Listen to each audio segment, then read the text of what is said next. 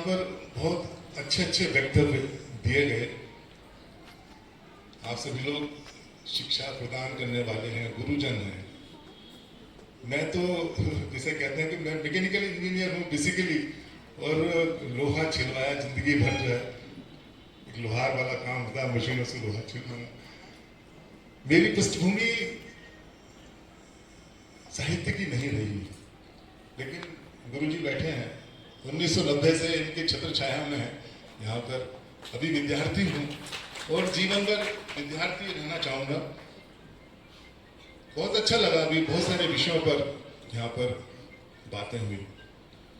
अभी कुछ किताबों का विमोचन हुआ, 6 पुस्तकों का विमोचन हुआ है। जिसके भी नाम से पुस्तक यहाँ पर लोकार्पण हुआ है, मैं उन सबको बहुत बहुत बधाई देता हूँ, बहुत बहुत शुभकामनाएं देता हूँ।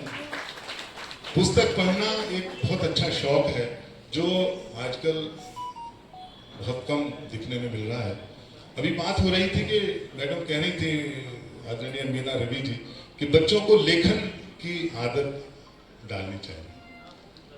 बहुत अच्छी बात है, लेकिन मेरा ये मानना है कि सबसे पहले उनको पुस्तक पढ़ने की आदत डालनी चाहिए, कि वो पुस्तक पढ़ें। जैसे कि आप शुरुआत में कह रहे थे कि कुछ बच्चों को एक कमरे में छोड़ दिया जाए और वहां पे कुछ पुस्तकें रख दी जाएं, 6 महीने के बाद आप देखेंगे उसमें बच्चे पढ़ना सीख जाते हैं। ये बिल्कुल सही बात है। अगर हम पुस्तकों से बच्चों को घेर के रखेंगे, उनको प्रेरित करेंगे, तो पुस्तक बहुत कुछ सिखाती है। और जीवन में मेरा ये मानना है कि सबसे ऊपर जो है वो चिंतन है। बच्चा जब पढ़ता है तो कुछ सोचता है।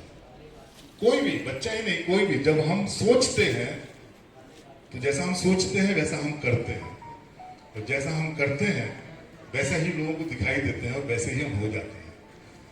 तो अगर हम अच्छी अच्छी पुस्तकें पढ़ेंगे तो हम अच्छा ही सोचेंगे, और फिर हम अच्छा ही करेंगे, और फिर हम अच्छे ही होंगे। तो चिंतन जो है वो सर्वोपरि है। अभी बात चल रही थी कि कविता लिखना सीखा जा सकता है क्या। नीरज जी ने कहा है कि आत्मा के सौंदर्य का शब्द रूप है काव्य, मानव होना भाग्य है, कवि होना सौभाग्य।